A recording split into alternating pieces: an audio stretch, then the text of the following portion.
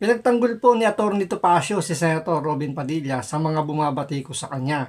Kasi doon sa impeachment po may mga statement si Senator Robin Padilla na nagpapataas po ng kilay lalo na sa mga dilawan, sa mga pinklawan, sa mga sympathizer ng NPA, sa mga tangang loyalista at sa mga magnanakaw sa gobyerno. Dahil dun sa kanya naging panukala na buksan nga po lahat po ng bank record. Dahil nga dun sa ginawa po ng impeachment court kung saan nga pinayagan ni presiding officer Chis Escudero na buksan po yung bank account, yung BIR record ni BP Sara kahit pa ito ilagpas na doon sa sinasabi ng batas na dapat kung kailan lang naging impeachable officer ang isang opisyal ng gobyerno, dapat doon lang magsisimula ang paghahanap po ng ebidensya para mapa-impeach nga po yung isang impeachable officer. Pero dahil nga sa ginawa ng presiding officer na si Chis Escudero, pinayagan po niya yung kahilingan po ng mga prosecutor ng House of Representatives na pati yung lagpas na doon sa sinasabing dapat lang kailangan gusto nilang mabuksan hanggang kung kailan pumasok itong si BP Sara, which is nga 2007 nung siya ay naging vice mayor. So doon pala makikita na natin na talagang alam naman na fishing expedition yung ginagawa po nila pero pinagbigyan ni Chis Escudero. At ngayon dahil nga yun ngayon nangyari, pinayagan ni Chis, tumayo si Senator Robin Padilla at yun nga naging panukala niya na buksan nga po yung record ni BP Sara mula 2007 hanggang sa present. Kaya ang naging panukala niya, kung gayon din naman pala ang gusto ninyo, buksan na po natin lahat. So lahat po ng empleyado ng gobyerno, mapa-elected man yan, mapa-appointed, alam nyo yung mga nag-apply, mga career officer, kailangan po magpasa po o kaya ipakita na nila ang lahat ng kanilang mga bank records simula sila ay pumasok sa gobyerno. So ito panoorin po natin itong pagtatanggol po ni Atty. Topacio dito kay Senator Robin Padilla. Pero syempre bago ang lahat, kung hindi ka pa nakasubscribe sa Makapili TV, baka naman pwedeng pakipindot po muna yung subscribe button at the same time palike na rin po ng video. Wala naman pong bayad yan, kaya pindot na. So ito panoorin po natin. Ito, natatawa ko doon sa mga ulalong mga dilawan, sa mga pinklawan, mga loyalista. Why?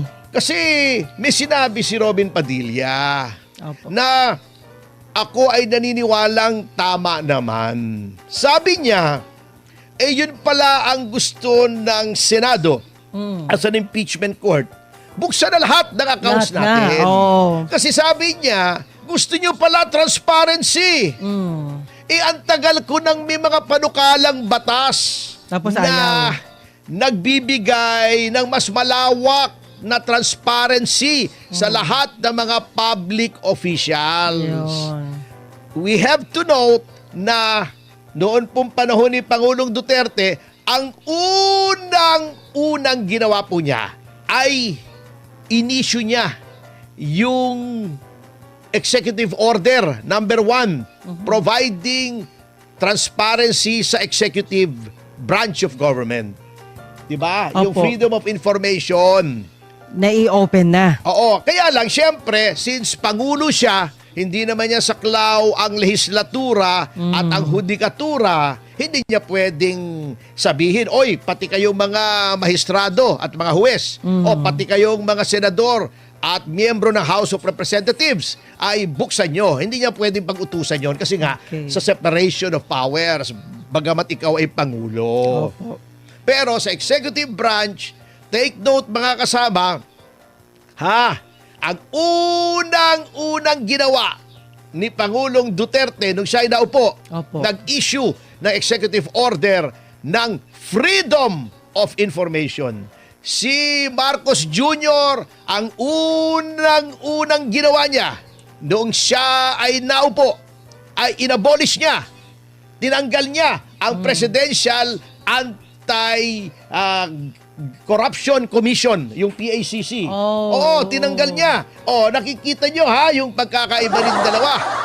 Bago, transparency kayo ng transparency. Yung iba Pagbihira ayaw kayo. naman, di ba? Oo, etong isa, pag-upo, dapat transparency. Oh. Yung isa, pag-upo, dapat walang Presidential Anti-Corruption Commission. At baka masangkot yung mga kakampi ko dyan. Ayun lang. Hanggang Yun ngayon, lang. O, di ba? Nakita niyo naman kung ano nangyari nung tinanggal ni Bongbong Marcos yung Presidential Anti-Corruption Commission. Naging garapalan po ang pagnanakaw at ginamit po ang pondo ng DPWH doon sa mga flood control na mga ghost project pa yung karamihan. Kumbaga, kumpara mo dito kay Pangulong Duterte na nag-issue siya ng kanyang Executive Order 1. Pag-upo niya, kailangan transparency po ang nasa Executive Department. So kung kinakailangan ng mga impormasyon patungkol nga sa mga SALN, mga ganyan, pinayagan po ni Pangulong Duterte. May mga konting limit nga lang para hindi naman maabuso. Pero still, pinayagan niya na makita yung mga financial statement, kung paano gumagalaw yung pagdating sa kaperahan. So nandoon. So kaya nangyari, nabawasan yung korupsyon. At aminado naman tayo lahat dyan, naramdaman natin na nabawasan talaga yung korupsyon. Hindi naman totally talaga na-eliminate yung corruption. Pero still, di ba, nabawasan po ng malaki.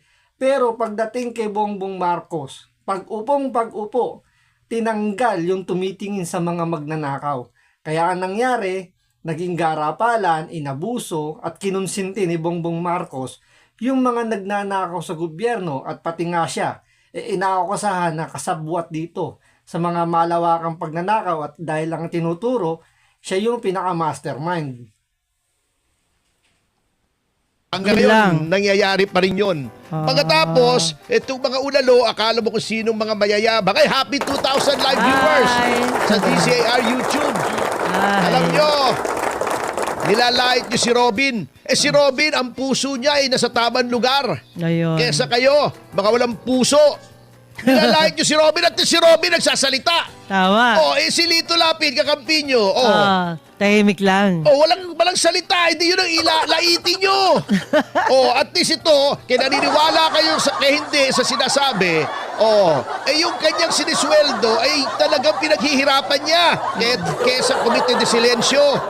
Bihira. Hindi, attorney, uso ngayon, no talk, no mistake. Di ba?